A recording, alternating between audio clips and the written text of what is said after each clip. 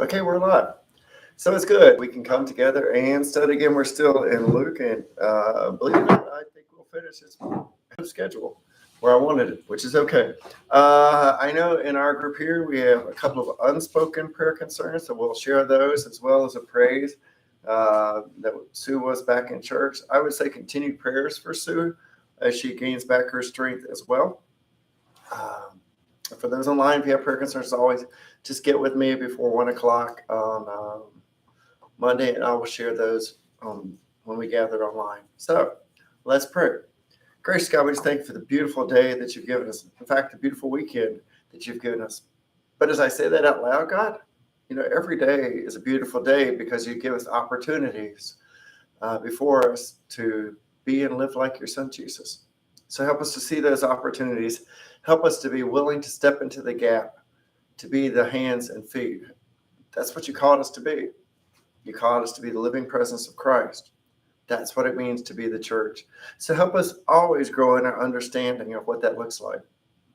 And that's what we've carved out time tonight to do, to grow in our understanding of what that looks like as we consider how far Jesus would go to show his love for us. Tonight we see his final hours before crucifixion. We just ask that you help us to step back in time and remember that part of his journey. As we come together tonight and look at the opportunity to grow, God, we also remember those prayer concerns. We have the unspoken ones as well as those we give you praise for. God, we just give you thanks for the one blessing we shared out loud, but we just thank you for all the blessings that maybe we just take for granted each and every day. But you hear the current concerns and cries of our heart, and we bring those to you as well. So God, give us ears to hear, hearts willing to grow. We pray this through your son, Jesus. Amen. We're in Luke chapter 23, verses 1 through 5.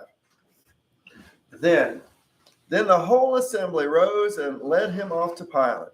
They began to accuse him, saying, "We found this man subverting our nation. He opposes payments of taxes to Caesar and claims to be Christ, i.e. Messiah, a king." So Pilate asked Jesus, "Are you the king of the Jews?" "Yes, it is as you say," Jesus replied. And then Pilate announced to the chief priests and the crowds, "I find no basis for a charge against this man." But they insisted. "He stirs up the people all over Judea by his teaching. He started in Galilee and has come all the way here." Okay. Big section, 5 verses. Then, last week, we had it. We had the second phase of the trial before the Sanhedrin, and they asked the question, "Are you the Son of God?" And he says, "You're right to say I am." That's why they said they had no other need for testimony. So that's where we ended last week. Then is a transition word. Then the whole. I know we've got a new chapter, but really it's just a continuation. Then transition from the last scene to now. Now it's a trial before Pilate. So Luke sets this scene by providing an image of the importance of the matter. He says what? Then the whole assembly. If you remember, that's the Sanhedrin. He's saying the entire council, the whole Sanhedrin, delivered Jesus to Pilate. They want to make sure it wasn't just one or two people. They wanted Pilate to understand the importance of the situation. Again, who's Pilate? Pilate was the governor of Judea. So Jerusalem is was still in Judea. Pilate's normal residence was in Caesarea on the Mediterranean, but he happened now to be in Jerusalem. Most likely he's in Jerusalem because it's the Passover. Large crowds would be there, as we've said in the past, for the Passover, which would be a reason for Pilate to want to be there. He and his soldiers would have to do what? Keep the peace, keep crowd control down. So they come and we come to accuse this man. We have found him that this man, he's subverting the nation. He opposes payments to Caesar, and he claims to be Christ, a king. So they are bringing him to Pilate, and their desires we're going to see is they want Jesus executed. They can't do it in the Roman law. They can't execute. Only the Romans can bring about that. But they not only want him executed, there's a part of them that wants to see Jesus executed on a cross. Again, we said before, because a cross represents being under the curse of God. So, in fact, just if you've not heard that before, hold your finger here. We're going to go to the left to Deuteronomy chapter 21. You think, where's Deuteronomy? It's almost all the way to the left.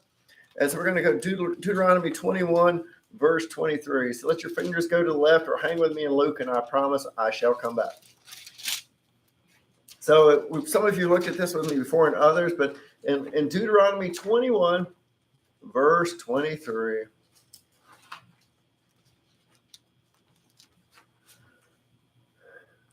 If a man is guilty of, let's go back to 22. If a man is guilty of capital offense and is put to death and his body is hung on a tree, you must not leave his body on a tree overnight. Be sure to bury it, because anyone who's hung on a tree, this is the key, anyone who's hung on a tree, anyone who is placed on a cross is under God's curse. So it's not even they want him dead. They wanted to know that they want to make sure they looked at like he's under representing a curse from God. So the whole assembly takes Jesus to Pilate. They want the Romans to support, to ask for the death. And primary reason, they want the Romans to be the scapegoats. You know, they know that it's easier to say, well, they did it. We had nothing to do. We just brought it and let them carry it. So think about the charges they're bringing. You know, they're bringing, he opposes payment of taxes to Caesar, and he claims to be a king. So they don't come saying, you know, remember what their final charge, if we looked at last week, was blasphemy, you know, claiming to be the Christ. Romans care less about, you know, religious concerns. That's up to the Sanhedrin to worry about. So they knew Rome would care less about Jesus' claim of being Messiah, Jesus' claim being Son of God. They'd have no problems with that. But they knew that where they could catch Pilate's interest would be presenting Jesus as this rebel. You know, Jesus is this rebel. So they present Jesus as a rebel. And they told him, Pilate, just think about this. Pilate, this guy's out there saying, don't pay taxes. And they're also saying he claims to be the king. Now, if you were with me back January, February, maybe, we know the first one is not true. I guess it wasn't January. It would probably be actually May before we broke. Go back to chapter 20.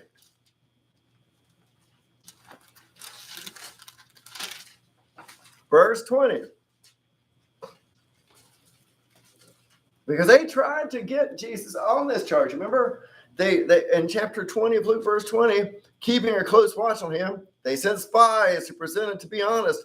They hoped to catch Jesus in something. They were hoping they could bring a charge to Jesus. And they thought they had this perfect trap so they might hand him over to power and authority of the government. That was their intent then.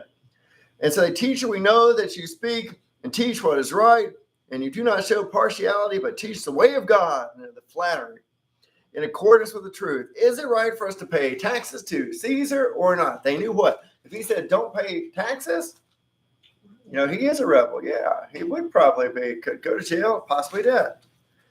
But if he also said if he said pay taxes, he's upset many of the Jews because they thought it was wrong to remember to pay taxes to Rome because it was money going to a foreign government, the oppressive government, and they also knew that it was supporting what they considered to be a pagan lifestyle. And so Luke says, Jesus saw through the duplicity and said, show me a denarius, a day's wages, whose portion and inscription is on it. And they said, Caesar's. And here's the answer Jesus gave. So remember it. Jesus said, then give to Caesar what is Caesar's, and to God what is God's. So did Jesus say to not pay taxes? No. Jesus said, if you owe taxes, pay the taxes. And give to God what is God. So it'd be like, if you had the option, okay, D, sorry, you made eye contact with me. If I said, and you said, Jeff, what should I do? Should I tithe to the church or should I pay my taxes? And I would say, I don't want to visit you in jail because I hate doing jail visits. So make sure you pay your taxes. But of course, I encourage you to give to the church as well. Both. That's what basically Jesus was saying. So they're presenting Jesus as a rebel. We know the first one is not true. You know, it's a lie. And think about Jesus. Up until recently, and it was just in front of the religious authority. Every time that except for that one sidebar conversation that when Jesus asked the disciples, who do you say I am? And Peter says, you are the Christ, the Messiah. Every other time, Jesus avoided this. Jesus knew they wanted to claim him as a king. And so he would leave. Remember, after the feeding of the 5,000, he knew what they wanted. He left. So it's their lies. Jesus really never, up until the end, claimed to be a king. And that was only when he was questioned by the religious authorities. And it wasn't their understanding of a king. It wasn't the kind of king that they expected. But still, this idea of being a king, that one caught Pilate's attention. He heard that one. And so he said, are you the king of the Jews? And that's a question. It's not just here in Luke. It's in all four Gospels. Pilate asked the question, are you the king of the Jews? See, Pilate focuses on this claim because being a king would be treason. And that would result in death. Are you the king of the Jews? A question asked in all four Gospels. Now, unlike the past, like I said, when anyone else would ask it, and Jesus would just change the questions, here, Jesus says, and I can see as this humble man, not a bold man, just saying, yes, it is as you said. It is as you say. It is as you say. Because Jesus was a king. But his type of kingship, 12 guys, now 11 guys, that's not much of a rebellion. Not much of an empire. Definitely not a threat to Pilate or Caesar. So think of this. Pilate looks at this man who's probably already been beaten by the religious guards. This man who's been, I hate to say, living homeless for 3 years, but that's basically what he's done. And this man, Pilate, looks at this man who claims to be a king, and he's got to be thinking, he doesn't look like a revolutionary at all. So Pilate's not an idiot. Pilate recognized you got the whole Sanhedrin here. He recognized there's got to be something else. There's got to be other reasons why the religious leaders had brought Jesus. In fact, he probably knew that they wanted him to be the scapegoat. He probably realized they basically wanted him to get rid of Jesus. So what does Pilate say? Pilate announced to the chief priest and the crowd, because he says, this guy's not really a rebel. I find no basis for a charge against this man. Not that he really cared about Jesus. I mean, people say, well, maybe he cared. No, I don't think. I think there's a couple of things going on. A, he couldn't stand the Jews. He couldn't stand the Jewish leaders. So this is what way of reminding them, I'm in charge. You're not going to make me do something I don't want to do. It's also like saying, it's not my problem. It's your problem. Deal with it. It's like when someone comes to me and he wants me to fix the past to the problem that you're having with another church member. I'm thinking, that's not my problem. That's between the two of them. So this is like on a different level. Pilate's thinking, it's not my problem. But the leaders don't like that answer. The leaders refuse, and they begin to start piling on all these charges. They insisted. He stirs up the people all over Judea by his teaching. He started out in Galilee and has come all the way over here.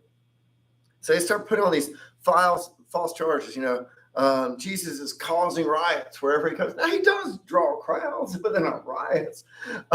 They're hoping this is going to catch Pilate's attention because Pilate is in charge of keeping the peace. But here's what happens instead, verse 6 through 12. On hearing this, Pilate asked if the man was a Galilean. When he learned that Jesus was under Herod's jurisdiction, he sent him to Herod, who was also in Jerusalem at the time. When Herod saw Jesus, he was greatly pleased because for a long time he'd been wanting to see him. From what he had heard about him, he had hoped to see him perform some miracle. He plied him with many questions, but Jesus gave no answer. The chief priests and teachers of the law were standing there vehemently accusing him. Then Herod and his soldiers, they ridiculed and mocked him. Dressing him in an elegant robe, they sent him back to Pilate. That day Herod and Pilate became friends because they had been before this enemies. So the leaders had just said in verse 5, Jesus was from Galilee. So Pilate's thinking, hey, this gets in and out. Golly, that's not under my jurisdiction anyway.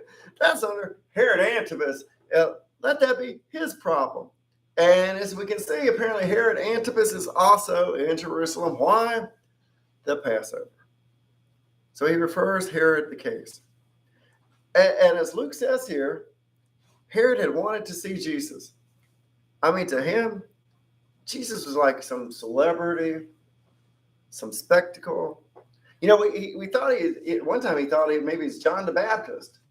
Some would say maybe he thought that Jesus was a joke.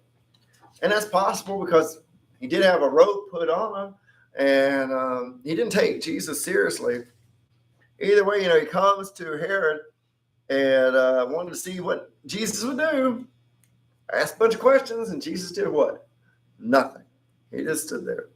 I want to tell you one thing. We got this going from Pilate to Herod back to Pilate. We've looked at Matthew and Mark. And guys, when we look at Matthew and Mark, we don't see this going back and forth. This is it. Luke's the only gospel this reports this switching back and forth of Jesus. And I'd like to think it happened. Luke beat the doctor is one that looks at facts. So Pilate learns Jesus is indeed under Herod's jurisdiction. And since there's possibility of riots in Galilee, he hopes to pass that problem on to Herod. And this is not the Herod. Remember that we've talked about this before. Remember Herod that was king when Jesus was born? That Herod's dead. Or Jesus went off down to Egypt and returned when that Herod died. So this is one of the son, Herod Antipas. And if we remember Herod Antipas, he's the one who had John the Baptist killed. And when we're reading, I think I put on your sheets, Luke 9:7-9, which is that intro to the death part of John the Baptist. But the problem was, they thought that he thought that my brain just froze on a second. Herod had thought that Jesus was John the Baptist come back from the dead. Thank you. Got it out.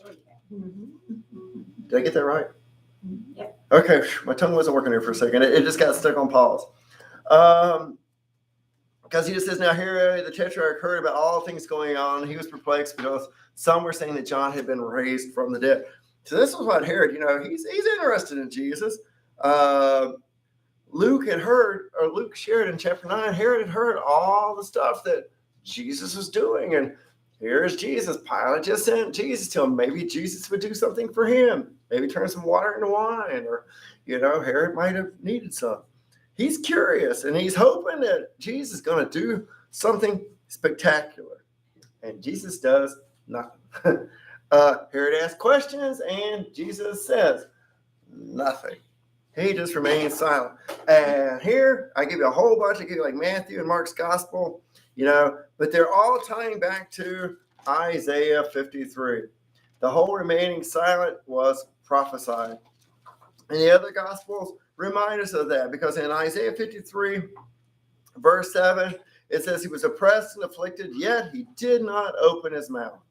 He was led like a lamb to slaughter, and a sheep before his shearers is silent, so he did not open his mouth. Jesus remains silent, fulfilling the prophecy of the Messiah in Isaiah 53:7. So think about this. Jesus had answered Pilate. Jesus had even answered the Sanhedrin. But Herod's the only one that Jesus said nothing to at all. And people say, well, wonder why Jesus didn't answer Herod. And maybe it's because Jesus knew he was just wasting his breath. Because Herod had never listened to John the Baptist. He had the opportunity with John. I mean, heck, he even had John killed. So really, Jesus really had nothing to say. It was going to fall on deaf ears. He had nothing to add since he knew Herod wouldn't believe. You see, Herod really had no desire to learn. It was only a superficial learning. I mean, like it says, he hoped to see him perform some type of miracles, like going to see David Copperfield. What's he going to offer? So, I love the warning that Life Application does because it says the same for us. It says this: Jesus didn't dignify Herod's superficial inquiries. Christians should refuse to engage in anyone in such empty chatter. Sometimes the best answer is silence. Sometimes the best answer, because I don't know about you, maybe it's because I play, I stayed at Holiday Inn Express and I play the part of a preacher part-time. People want to talk religion to me. And I don't know if people just want to get engaged with religious conversations with you guys or not. Maybe you get lucky. But I've learned arguing gets nowhere. I listen and just move on. Sometimes the best answer is to remain silent. Sometimes people just want to talk to give their opinion. They don't really want to learn. They just want to speak. They don't want to listen. They just want to speak. I mean, that happens. I'm sure you have anything other than religion. You got friends that just like to talk to hear themselves talk. And they just don't. Maybe family members. Maybe, I don't know. Maybe church members. I don't know. We all know somebody just likes to talk to hear themselves talk. And so that's where Jesus, was here. He wasn't going to waste his time on empty chatter. And I love it because it says sometimes the best answer is silence. Use your energy and spend it better somewhere else. So verse 10, it says, so what? The chief priest and the teachers of the law, they're standing there. They're vehemently accusing. They realize things aren't going as planned. So apparently they offer up some kind of other lies, other than what they had offered to Pilate. They're hoping to get a sentence from Pilate, and they're not getting a sentence from Pilate. They're hoping they get a sentence from Herod, and it doesn't look like it's going to happen. But instead, what happens? Herod just makes fun of the situation. He and his soldiers just mock Jesus. They dress him in a robe, and they send him back to Pilate. See, to Herod, this is just all a joke. It's just a joke. He neither released Jesus, and he didn't charge Jesus. And probably, he's not an idiot, though. He probably didn't charge Jesus for the same reason that Pilate didn't charge Jesus. Because Herod knew there were no real charges against Jesus. And he also knew that killing Jesus would bring a riot upon him. So he's just passing the ball back to Pilate. I'm not going to deal with it. It's not my problem. Let Pilate deal with it. Then we have this slight history lesson here that Luke lifts up. He said that day, Herod and Pilate became friends, probably for two reasons. One is they recognized each other's authority, but they also realized they had a common problem, a common enemy, and his name was Jesus. Jesus. Side note from Life Application, Herod Antipas had two advantages over Pilate. First, he had come from a part Jewish monarchy, and he held the position much longer. But Pilate had two advantages over Herod. He was a Roman citizen and an envoy of the emperor. His position was created to replace that of Herod's ineffective brother, Archelaus. It's not surprising that these two men were uneasy around each other. Herod thought that Pilate was gunning for him, and Pilate didn't trust Herod. So it's not surprising that they were uneasy around each other. So the enemy brought them together. Jesus' trial brought them together because Pilate recognized Herod's authority over Galilee, and Herod had stopped feeling threatened by this Roman politician, and so he sends him back to Pilate. Because neither man knew what to do in this predicament, their common problem unified them. So, again, verse 12 says, that day Herod and Pilate became friends. Before this, they had been enemies.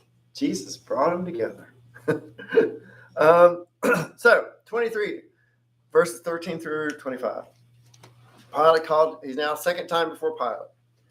Pilate called together the chief priests, the rulers, and the people, and said to them, you brought me this man as one who is inciting the people to rebellion. I've examined him in your presence and have found no basis for your charges against him. Neither has Herod, for he sent him back to me. As you can see, he's done nothing to deserve death. Therefore, I will punish him and then release him. With one voice, they cried out, away with this man, release Barabbas to us. Side note, Barabbas had been thrown into prison for insurrection in the city and for murder. Wanting to release Jesus, Pilate appealed to them again. But they kept shouting, "Crucify him! Crucify him!" For the third time he spoke to them. "Why? What crime has this man committed? I have found in him no grounds for the death penalty. Therefore I will release him. I will have him punished and then release him." But with loud shouts they insistently demanded that he be crucified, and their shouts prevailed. So Pilate decided to grant their demand. He released the man who had been thrown into prison for insurrection and murder, and the one who was asked for, the one they asked for, and surrendered Jesus to their will. So, I like what William Barclay said when he's touched on this passage. He said, it is an amazing passage because there's one thing crystal clear. If you paid attention, Pilate did not want to condemn Jesus. And part of the reason, think about this, much of our judicial system today is based on Roman law. So he was well aware that to do so would betray this impartial justice system that was the glory of Rome as an empire. And so he had no fewer than, not earlier, count the three now, the other one, 4 attempts to avoid Jesus' condemnation. And he told the Jews just to settle the matter themselves. I mean, he tried to what? Tried to refer the case to Herod. He tried to persuade the Jews to receive Jesus as the prisoner granted. You know, we get one released at Passover time. In Mark's gospel, he said, I will release Jesus. But here we have Luke saying, the crowd saying, give us Barabbas. He tried to effect a compromise, saying, no, I'll have him scourged, I'll have him beaten. We'll have Jesus, beaten. And then I'll release him. But they didn't want that. They just wanted Jesus dead. It says plain that Pilate was coerced into sentencing Jesus to death. He didn't stand strong. He gave in. So, verse 13 and 14. Pilate called together the chief priests and the rulers and the people and said to them, you brought me this man who is inciting the people to rebellion. I have examined him in your presence and have found no basis for your charge against him. That should have been the end. That should have been the end. Pilate had thought he'd gotten rid of the problem by sending to Herod, and Herod says there's nothing wrong. Jesus sent back, and the decision is in his lap. And here's what he says. He says, I find Jesus, there's no guilt on this man of any charges. I want to let him go. And he realizes they're false charges. Even he didn't see Jesus as a king. I mean, if he did, he thought Jesus was some delusional person. I have a friend that works in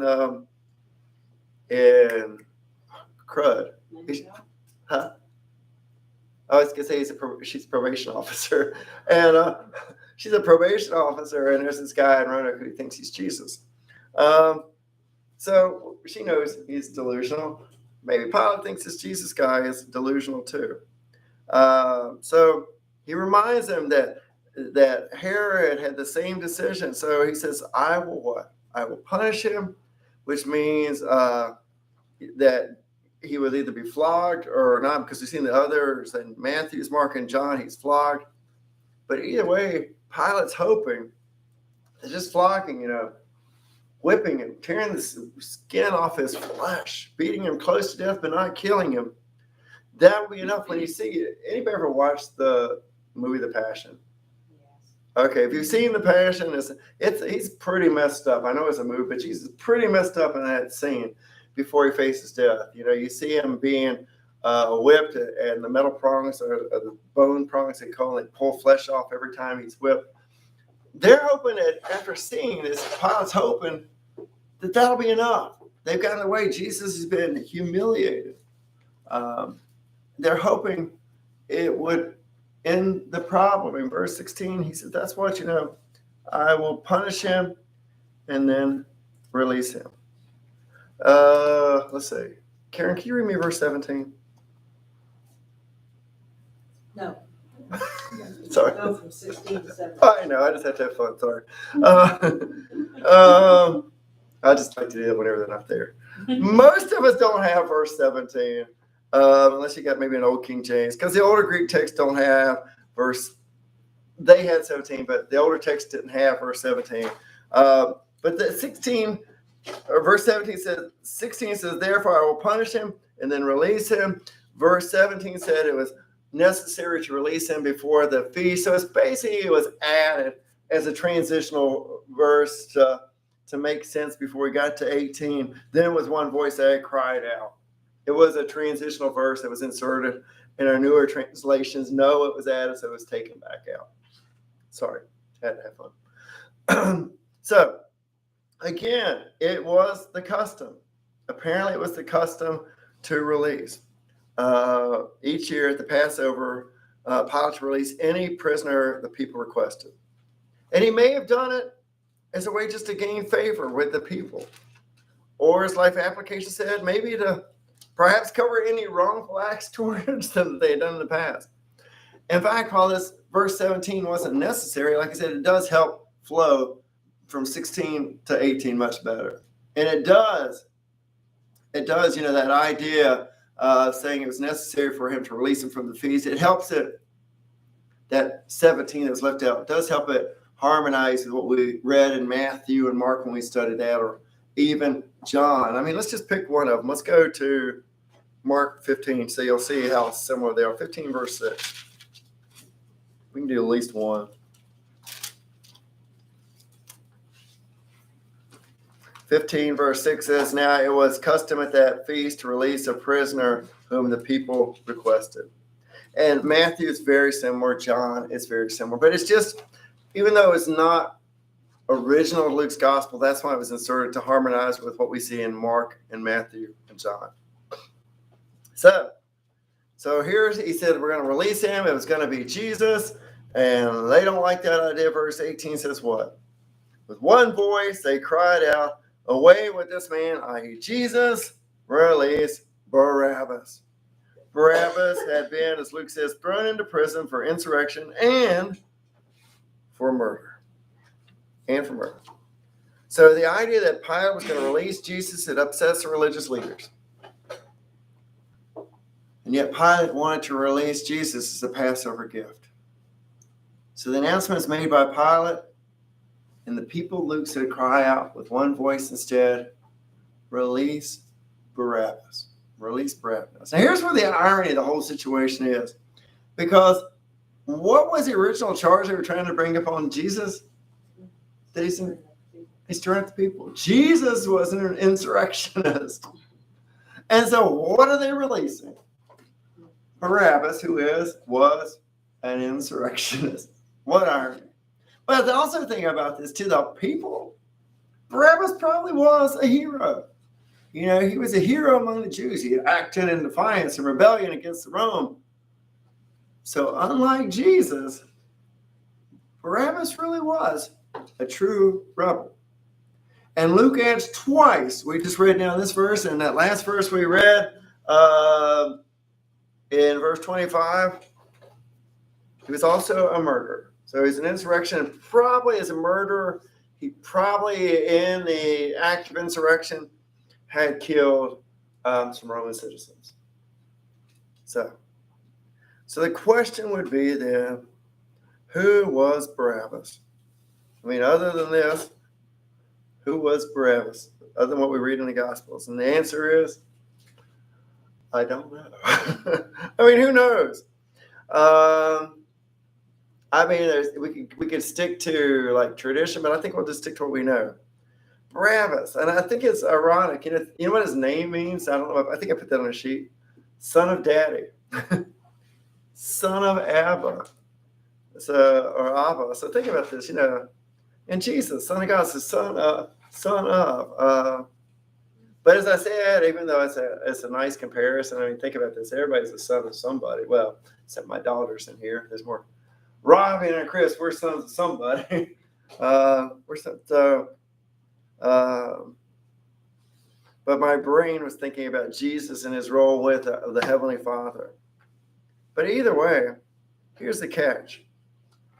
Luke says Barabbas was a murderer. Barabbas was an insurrectionist. Barabbas really take your opinion of death penalty out for a second. The catch is under the law, Barabbas deserved to die. Jesus didn't. In fact, if we really want to think about this, and as a kid, I remember when it first hit me, I was probably in junior high, when I started thinking about atonement theology, someone dying in place for someone else. I'm thinking, Jesus died in place of Barabbas. Just as Jesus died in place for us. Jesus took on, in a sense, the sins that and the punishment for sins that Barabbas deserved. Barabbas was set free, just as we are set free. And I've always thought, even as a kid, I remember the guy's name in my Sunday school teacher time was Mike Goretti. And so I remember it because he had that kind of impact on me. And I remember him teaching on this, and I'm thinking, all this releasing of Barabbas is like a preview, of what we experience in faith. Anyway, back to the text. That's me thinking back in the past. So what happened? Wanting to release Jesus still, in verse 20, Jesus appealed to them again, but they kept shouting, "Crucify him, crucify him." So now we see Pilate really wants to release Jesus, but the fear of how the crowd's going to react, we're going to see Pilate starting to give in. I say that for even today, we talk about, kids having to give in to peer pressure, but adults give in to peer pressure too. I've seen it all the time.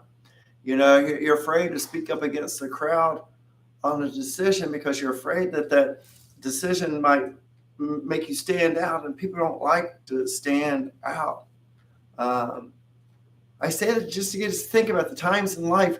When do we give in to the crowd? When do we give in to the voices when we really should make a stand? I mean, it's easy to go along with the crowd, but we're not called to go with the crowd. The way of following Christ is sometimes hard. Back to Pilate, in Matthew's gospel. Let's go here for fun. Matthew 17:19. This is for those that did Matthew with me. You might even remember this. 27:19, excuse me. So not only did Pilate want to let Jesus go, but in chapter 27, verse 19, when Pilate was sitting at the judge's seat, his wife sent him this message: "Don't have anything to do with this innocent man. I suffered a great deal today because of a dream because of him." His wife even urged him to let him go. Pilate had the authority to let Jesus go. But instead he gave in to the crowd. He didn't want to deal with all the voices. As they, the Sanhedrin and the people shouted for Jesus to be crucified. Crucified. So here's what we talked about again. So I looked at before. I gave you a quote from Life Application. This was in itself an amazing request. They could have just asked Jesus to be killed in some other form, right? They didn't have to demand crucifixion. Crucifixion, was for the worst of criminals. We've heard this before. So worst of Roman criminals, crucifixion. So like it says here, it was an amazing request. Crucifixion was the Roman penalty for rebellion, and it was abhorrent to the Jews. Jews couldn't stand the idea of crucifixion. But also for these religious leaders, they knew that crucifixion would demonstrate that Jesus' message was under a curse. So they were just taking it to an extreme. But even with them, we see at least a moment of strength, but we also see Pilate give in. Because for the third time, he spoke to them and said, "Why? Why? What crime has this man committed? I find in him no grounds for the death penalty. Therefore, I will have him punished and then released him." Third time, look, Pilate declares Jesus is innocent. 3 times, Pilate addresses the crowd. 3 times, he proclaims Jesus is innocent. 3 times, Luke reports that Pilate's intent is to release Jesus. If we go back to when he talked to Senator Herod, 4 times. But each time, they asked for the release of another and Jesus to be flogged. Here we're hoping, Jesus hoping he can, like I said before, play on their sympathy, just have Jesus disciplined, possibly flogged. But in verse 23 and 24, with loud shouts, they insistently demanded that he be crucified. Luke says their shouts prevailed. They kept pressing Pilate with loud cries to crucify Jesus. And Pilate gives in. And probably the reason he gives in is, guess what? He's charged with keeping the peace. And I think he's realizing he's losing control here. He's afraid that there's a chance that there's going to be a riot. And if there's a riot that takes place in Jerusalem, guess what? He's going to lose his position. He's going to lose his position. So think of it this way. In essence, Pilate was a politician, and he knew the importance of compromise or giving up at times. And to Pilate, think of it this way. Jesus was more of a political threat than the one that had rights. Go with me to John 19 real quick. Go to your right, 19:12.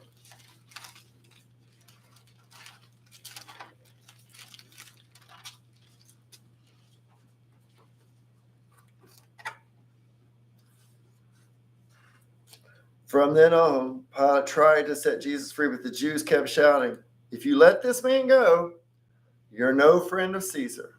Anyone who declares him as king opposes Caesar." So you see, they're hitting it where it hurts.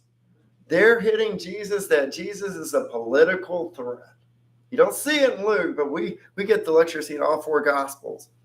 And so they're making sure that Pilate knows if a riot happens, it's because you're allowing this political threat to go free. So verse 25, it says what? Pilate released the man who had been thrown into prison for insurrection and murder, the one they asked for, and surrendered Jesus to their will. Barabbas is released. Jesus is condemned. Clearly, Pilate was one, as we know, a little conviction and courage. He valued his position over doing what was right. I will not name the local authority I was working with recently, but it was funny. If I say it, she'll give it away. Yeah. I won't do that. But I knew that the decisions they were making were to keep their people, themselves in power. And they pretty much said that versus doing the right thing. So we can't blame Pilate because, Pilate, he wasn't the only one that's acting wrong here. I mean, Pilate is the one that pushed the switch. But I say it because going back to that system I was talking about, it's amazing how people make the wrong decisions for the wrong reasons. And so Pilate was clearly making the wrong decision for the wrong reasons. He wasn't going to do what was right. He gave in, depending on the translations. He gave in to their will, gave in to their wishes. But Pilate wasn't the only one. He was coerced. The responsibility was clearly with the Jewish leaders. In Matthew's gospel, you see Pilate saying what? He washes his hands of the situation, washes his hands of the decision. I can tell you guys, even if you wash your hands, it ain't going to make a difference. He played a part. No matter what he thought, maybe he thought washing his hands symbolized he did nothing, but when you don't make the right decision, there are consequences. So, according to Mark's gospel, Matthew's gospel, according to Roman law, Jesus was then flogged before he was crucified. We don't see it in here. We say what? Jesus was surrendered. They surrendered Jesus to their will. And then when you come back next week, we're going to have Jesus already carrying a cross. But I say that because I want us to go to at least one of these. Let's go to Matthew 27:26, since we've been going to Matthew mostly. Matthew 27:26.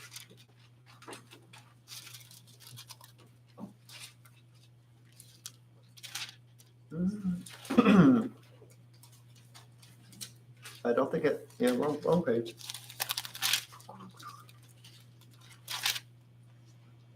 Okay. They released Barabbas to them, religious leaders, but he had Jesus flogged and handed over to be crucified. Flogging. This would be a way that the Romans did. It would humiliate the person, this violent beating with stuff that pulled your flesh off, truly humiliating, violent. I think as I say that, I always think about Mel Gibson's movie, The Passion, and when he's been the heck beaten out of you, it also means you're going to die quicker when you're on the cross. So it had two purposes. It allowed that process of dying on the cross quicker, as well as humiliated. But I also wanted to say a side note before we quit today. Got to remember that Jesus prophesied all this would happen. He said, he would be beaten before crucified. So he told the world how it was going to play out. So we'll go walk to Calvary next week because it's a big section. And then at the rate we're going, I guess that will be before Halloween, we'll have Easter. So let's pray. God, grant me the serenity to accept the things I cannot change, the courage to change the things that I can, and the wisdom to know the difference. Amen. See you next week. And I say thank you.